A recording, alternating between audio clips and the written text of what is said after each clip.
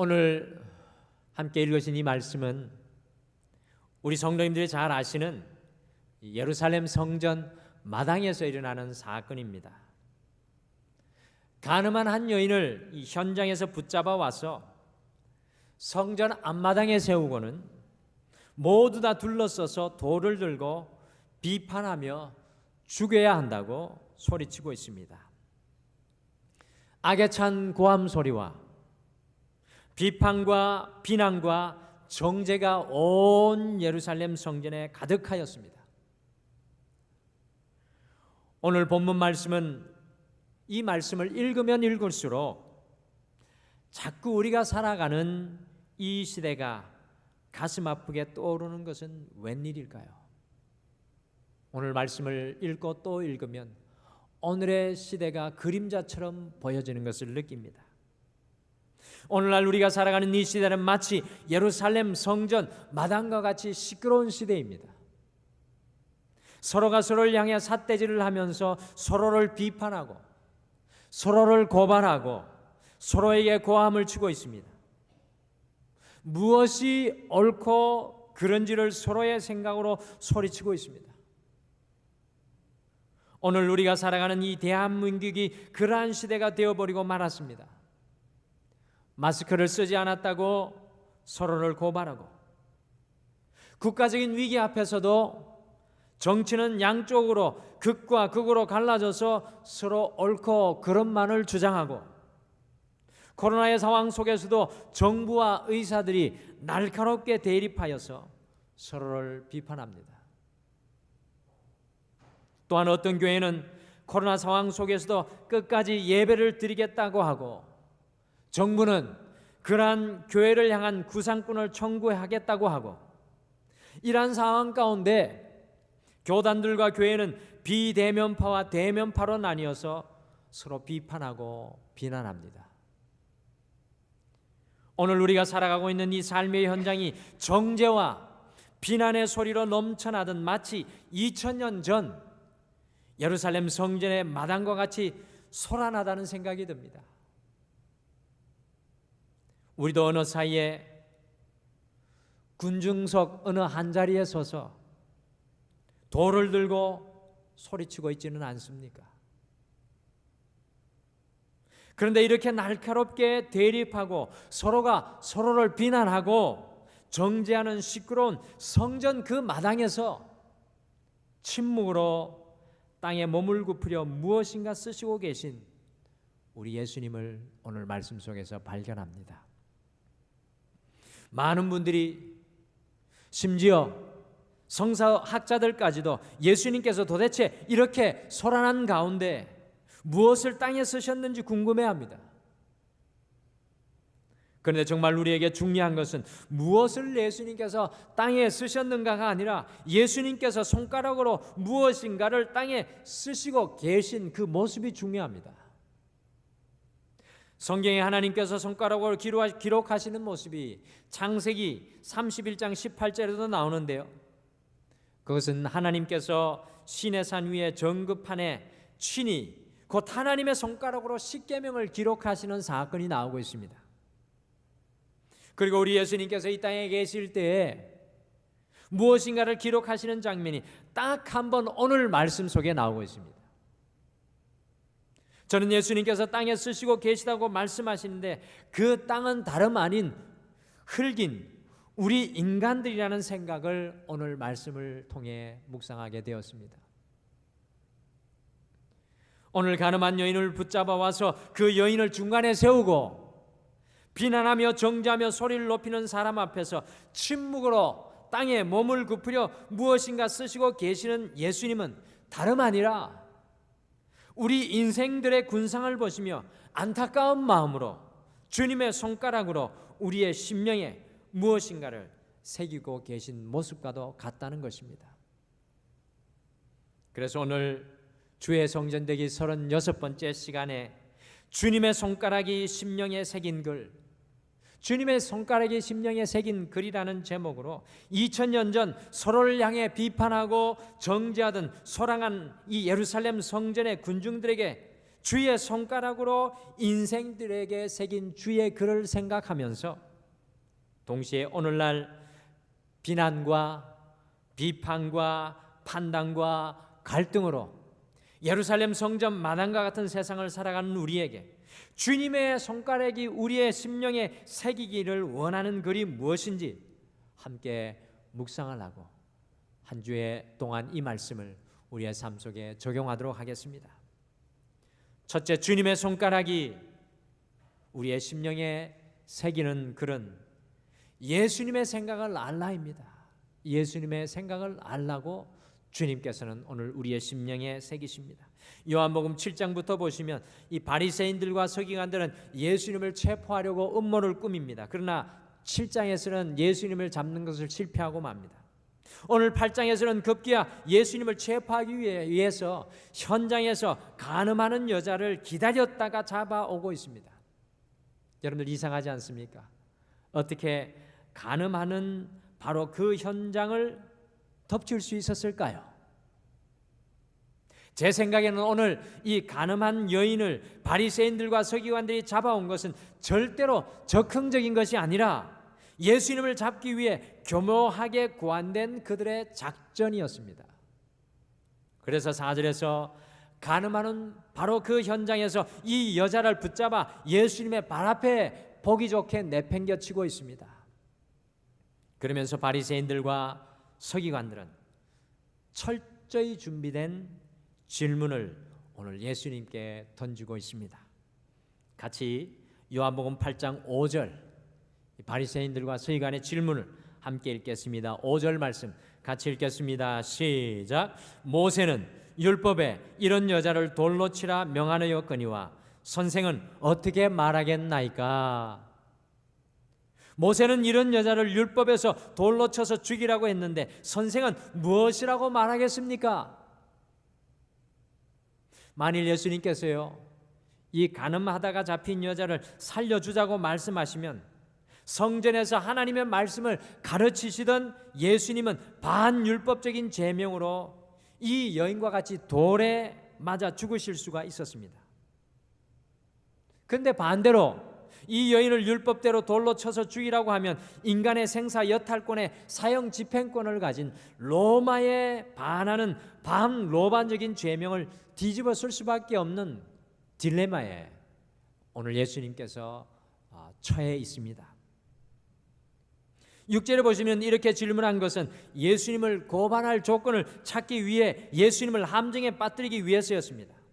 이 꼼짝없이 함정에 빠질 수밖에 없는 상황이었습니다. 정말로 잘 준비된 준비, 정말로 잘 준비된 상황이었습니다. 정말로 잘 준비된 장소였습니다. 그런데 바로 그 순간에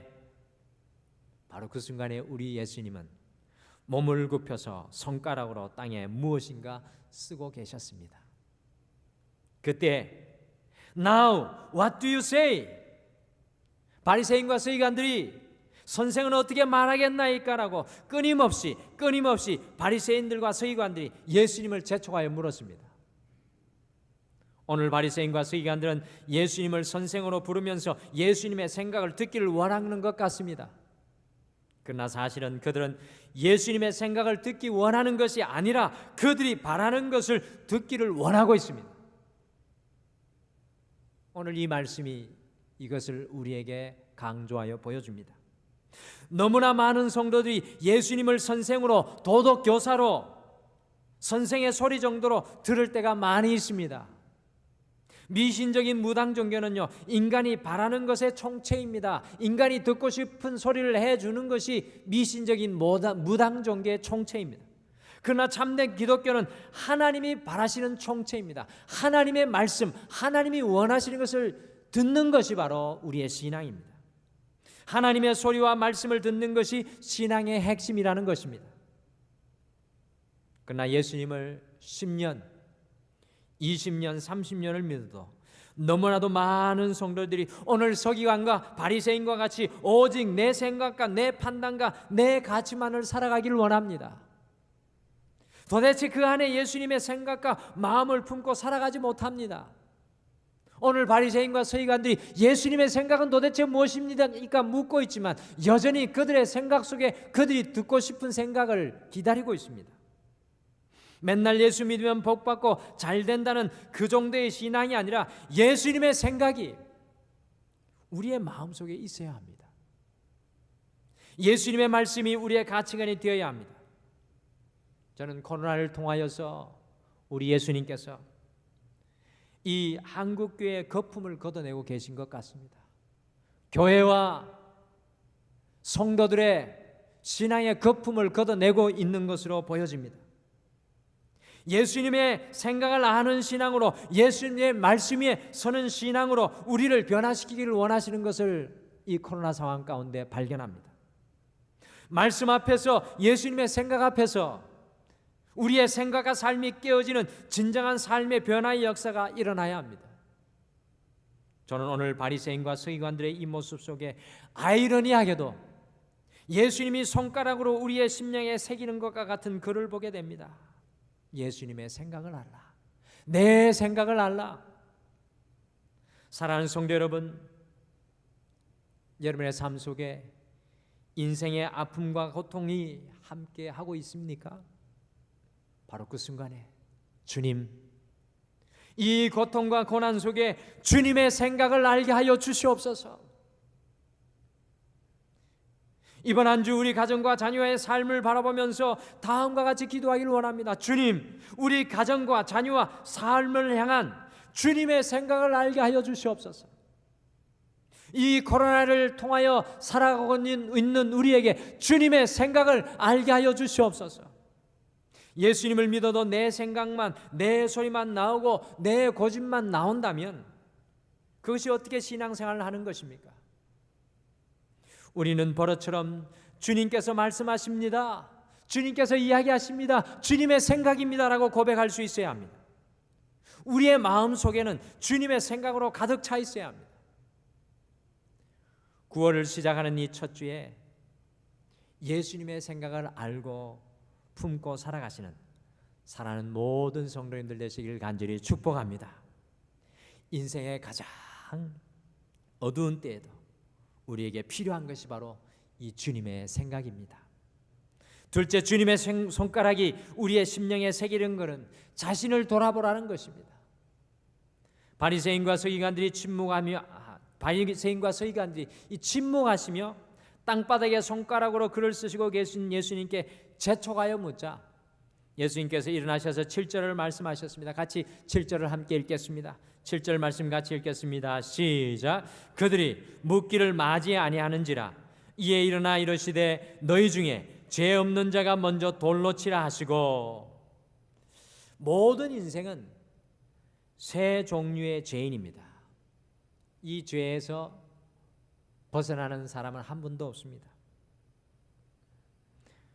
오늘 말씀 속에 나오는 여자와 같이 노출된 죄인, 드러난 죄인일 때가 있고요, 서기관과 바리새인과 같이 가면 쓴 죄인일 때가 있으며, 오늘 모인 무리와 같이 군중 속의 죄인일 때가 있습니다. 여러분과 저는 과연 이 세 가지의 카테고리 중에 어느 죄인에 속합니까? 예수님은 이와 같은 자신의 모습들을 돌아보게 하시기 위해 죄 없는 자가 먼저 돌로 치라고 말씀하셨던 것입니다. 이런 글이 있습니다. 남이 침묵하는 것은 생각이 없어서이며 내가 침묵하는 것은 생각이 깊어서이다. 남이 교통신호를 어기면 범법자이고 내가 교통신호를 어기면 잘못된 교통체계의 희생자이다. 결혼한 사람이 다른 사람과 사귀면 불륜이고 내가 하면 로맨스다.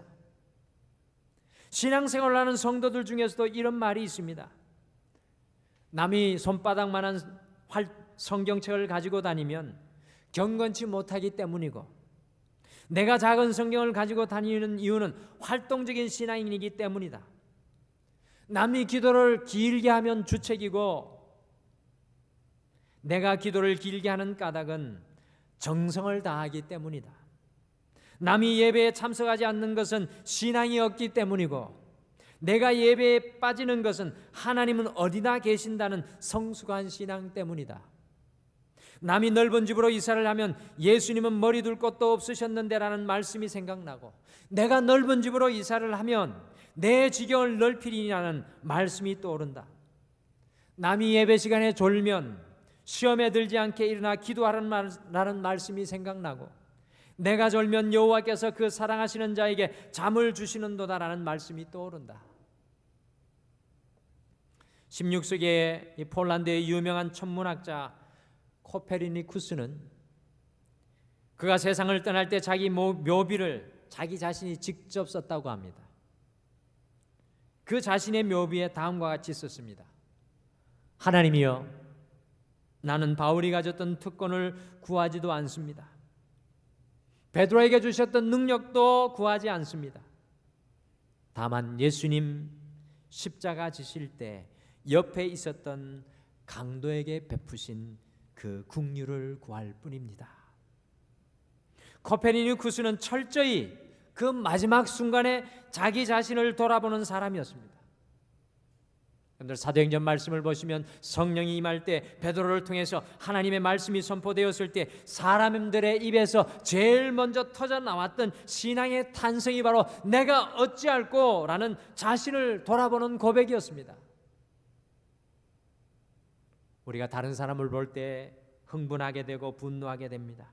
다른 사람을 보고 비난하고 정죄하는 것은 두 개의 무덤을 만드는 것과 같습니다. 다른 사람의 무덤을 만들고 그 옆에 또한 우리의 무덤을 만드는 것입니다. 진정한 신앙은 예수님을 통해서 나를 보는 것에서부터 시작됩니다. 주님을 통해 내가 보여져야 합니다. 여러분들, 이 예배를 통해 누가 보여지십니까? 이 예배를 통해 내 자신이 보여져야 합니다. 진정한 변화의 역사는 예수님을 통해 나를 돌아보는 것에서부터 시작됩니다. 우리의 가정의 변화, 우리 자녀들의 변화, 우리 공동체의 변화, 이 2020년에 이 기독교에 가진 기독교의 정체성, 어려움을 겪고 있는 우리 성도의 정체성은 예수님을 통해 나를 돌아보는 것에서부터 시작됩니다. 우리가 매주일 드리는 예배는 과연 무엇입니까?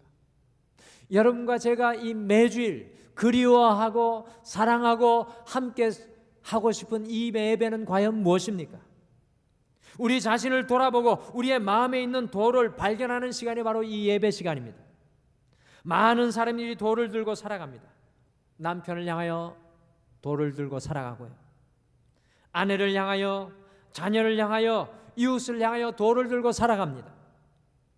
교회는 매주일마다 우리의 마음에 돌을 놓고 가는 영적인 장소입니다. 교회는 사람들의 마음에서 나온 돌로 가득해야 은혜롭습니다. 사랑하는 성도 여러분, 주님의 손가락이 우리의 심령에 오늘 이 예배를 통해 새기는 것은 우리 자신을 돌아보라는 것입니다. 주님을 통해 우리를 보기 시작하라는 것입니다. 코로나를 통해 주님께서 우리를 홀로 두시는 이유는 무엇입니까? 코로나를 통해서 우리의 모든 모임을 차단하고 비대면 예배를 드리게 하시는 그 이유는 무엇일까요? 우리를 돌아보라는 주님의 음성이 아닐까요? 셋째, 주님의 손가락이 우리 심령에 새기는 글은 용서와 포용의 십자가를 지라는 것입니다. 용서와 포용의 십자가를 지라. 사실 오늘 이 성전 마당에서 이 여인을 정죄할 수 있는 분은 단 한 분, 예수님밖에 없었습니다. 모든 사람들이 자신을 돌아볼 때 마음에 돌을 놓고 성전 마당에서 다 돌아갔습니다. 이 여인을 돌로 칠 수 있는 분은 이제 예수님밖에 없으셨습니다. 그러나 10절과 11절에서 예수님은 당신의 삶의 전체를 걸고 그 율법이 선포하는 저주를 끊고 놀라운 선포를 이 여인에게 우리 주님께서 하고 계십니다. 같이 10절과 11절 말씀 함께 읽겠습니다. 10절과 11절 다 같이 읽겠습니다. 시작. 예수께서 일어나사 여자 외에 아무도 없는 것을 보시고 이르시되 여자여, 너를 고발하던 그들이 어디 있느냐? 너를 정죄한 자가 없느냐? 대답하되 주여 없나이다. 예수께서 이르시되 나도 너를 정죄하지 아니하노니 가서 다시는 죄를 범하지 말라 하시니라. 아멘. 성육신 되신 우리 하나님이 율법의 죄에 묶여 있는 이 여인을 향하여 십자가를 걸고 던지는 말씀입니다. 오늘 가나바다와 잡힌 여인에게는 미래도 소망도 없었습니다.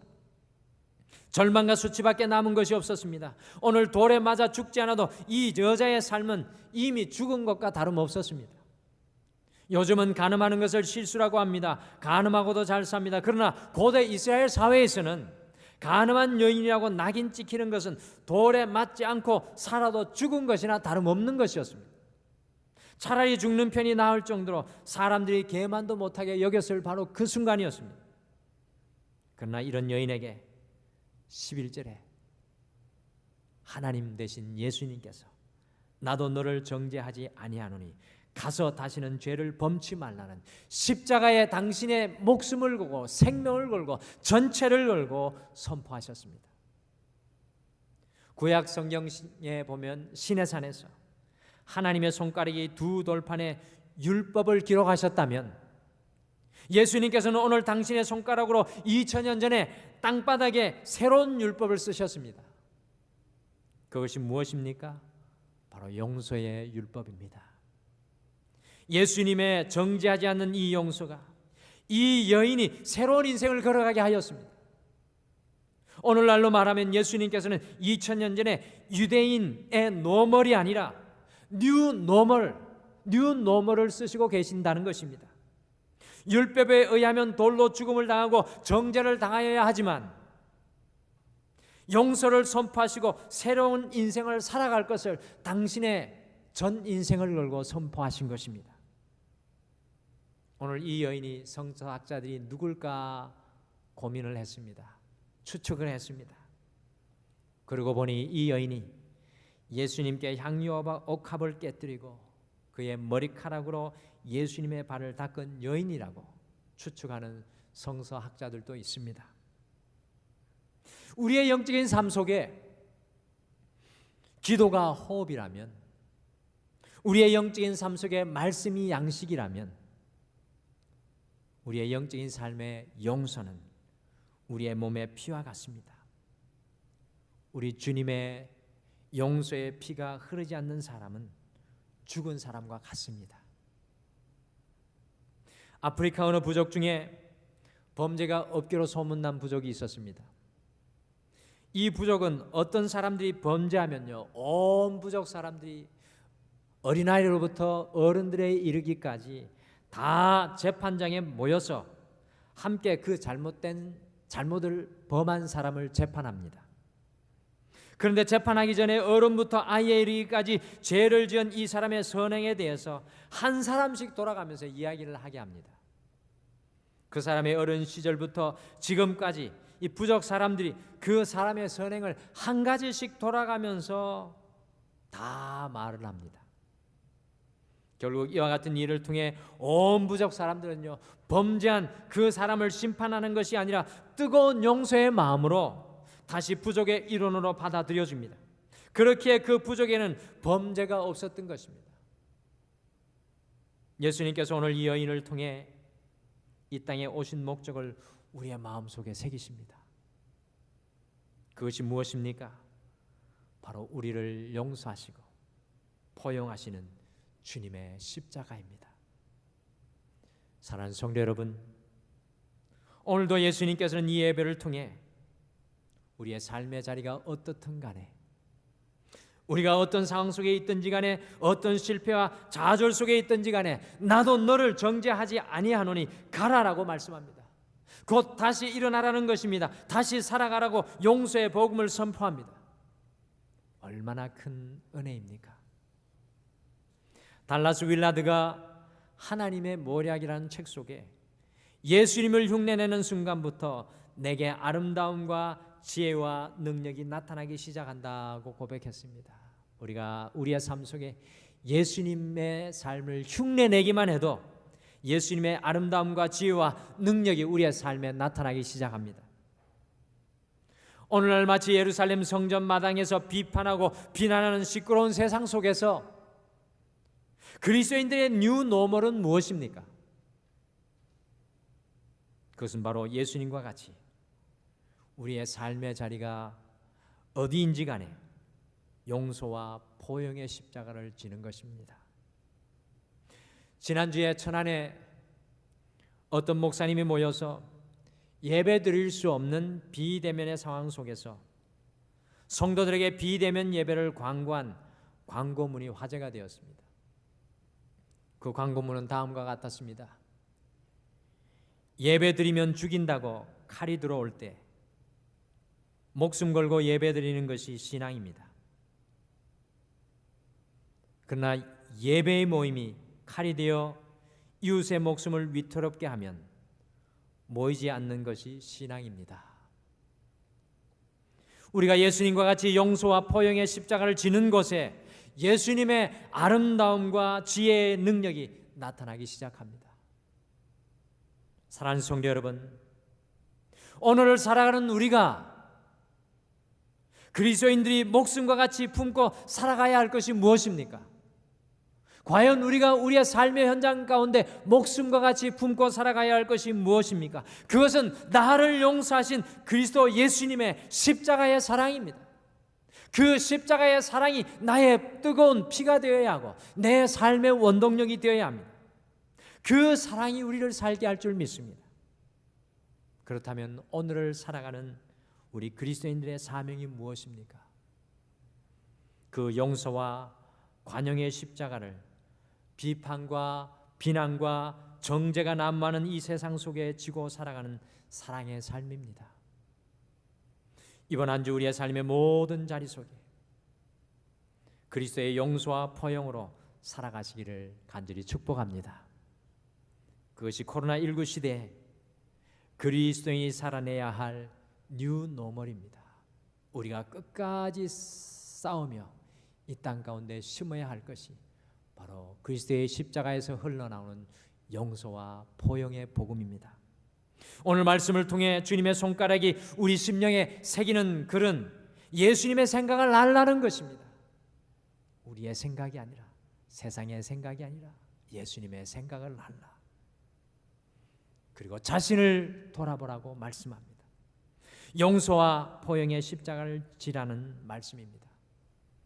이번 한 주 예수님의 생각으로 충만하여 우리 자신을 진단하고 돌아보시고 모든 삶의 자리에서 용서와 포용의 십자가를 지는 사랑의 삶을 살아가시기를 간절히 축복합니다.